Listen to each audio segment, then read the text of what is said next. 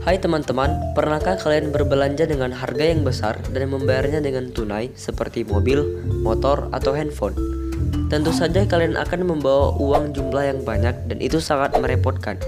Maka di era yang maju ini sudah banyak pembayaran dengan cara non-tunai.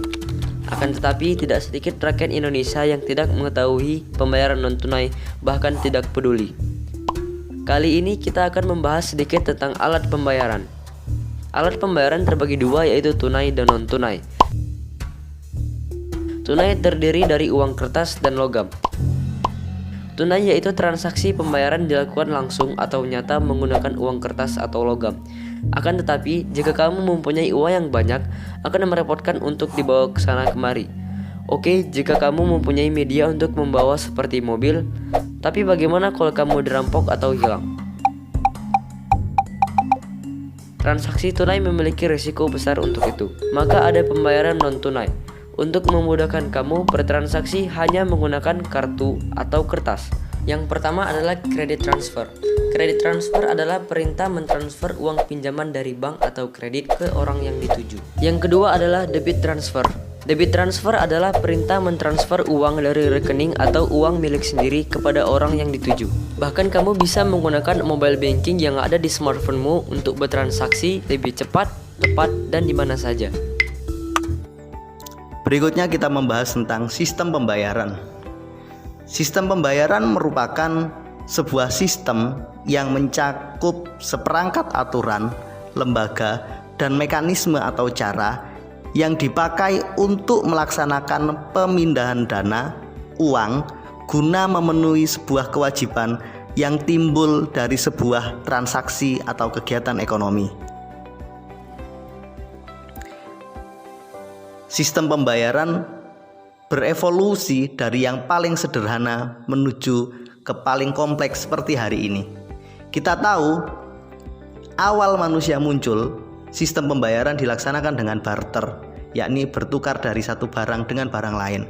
Kemudian orang mulai menggunakan mata uang, dalam hal ini adalah mata uang komoditas.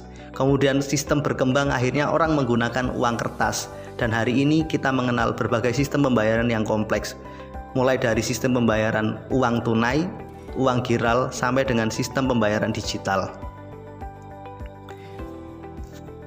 Jenis sistem pembayaran.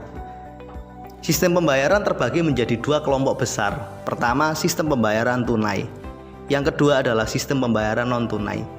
Sistem pembayaran tunai merupakan sistem pembayaran yang berlangsung dengan menggunakan uang kartal, yakni uang sah atau uang resmi yang diakui oleh negara. Pembayaran dilakukan secara langsung pada saat terjadi transaksi dengan menggunakan uang, baik uang kertas ataupun uang logam.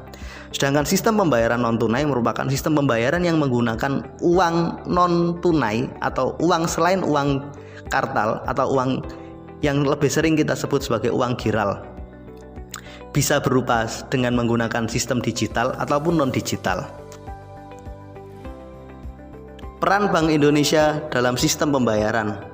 Kita tahu bahwa Bank Indonesia memiliki 3 peran dalam sistem pembayaran. Pertama sebagai regulator, yang kedua operator, dan yang ketiga adalah sebagai pengawas.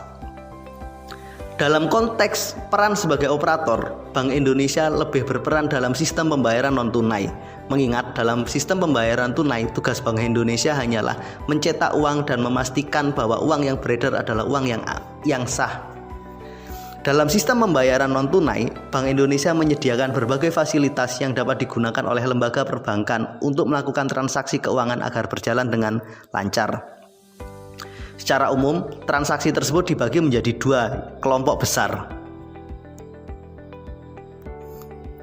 Pertama, transaksi nilai besar. Yang kedua adalah transaksi retail.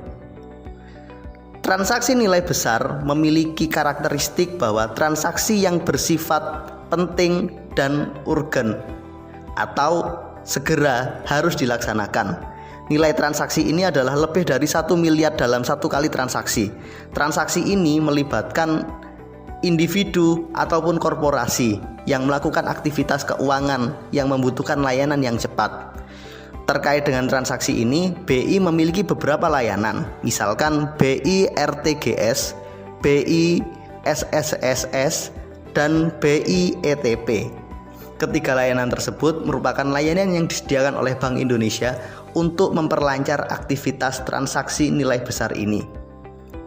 Sedangkan terkait dengan transaksi retail, yakni memiliki karakteristik transaksi tersebut dilaksanakan oleh individu, memiliki kuantitas yang banyak, namun nilai transaksinya kurang dari 1 miliar. Terkait dengan transaksi ini, Bank Indonesia hanya menyediakan satu fasilitas, yakni Sistem Clearing Nasional Bank Indonesia atau SKNBI. Demikian pemaparan materi kali ini, mudah-mudahan bermanfaat. Terima kasih.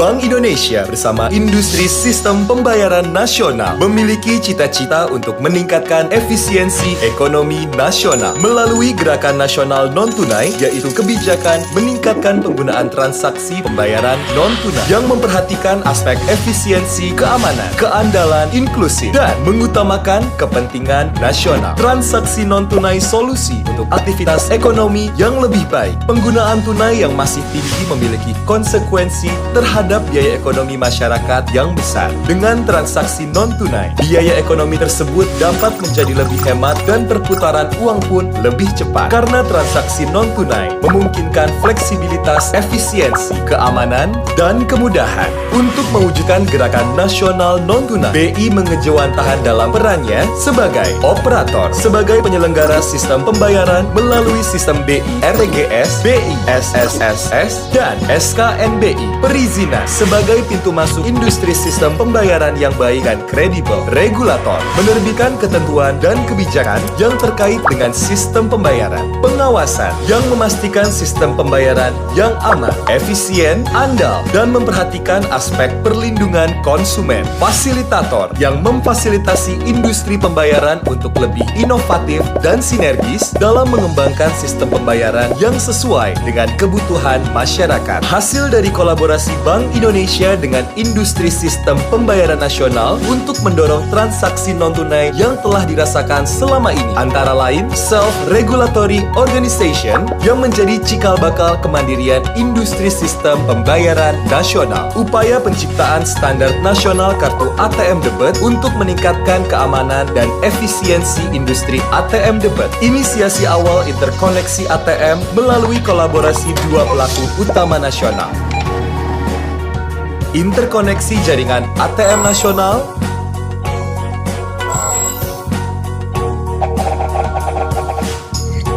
interkoneksi uang elektronik berbasis server untuk mendorong layanan keuangan digital, interkoneksi penerbit uang elektronik berbasis chip pada sektor transportasi publik sebagai killer application pada bis Transjakarta, kereta bandara, dan kereta komuter. Rencana kedepannya, Bank Indonesia akan mengembangkan uang elektronik sebagai sarana bantuan pemerintah atau G2P, program edukasi bersama Bank Indonesia bersama industri pembayaran nasional untuk semakin meningkatkan awareness masyarakat terhadap transaksi non-tunai, serta implementasi edisi bersama satu mesin untuk semua kartu debit.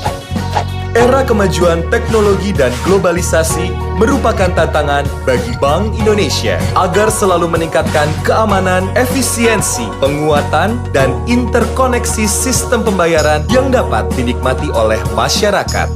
Dari Bank Indonesia untuk rakyat Indonesia, mari wujudkan masyarakat yang bertransaksi secara non-tunai.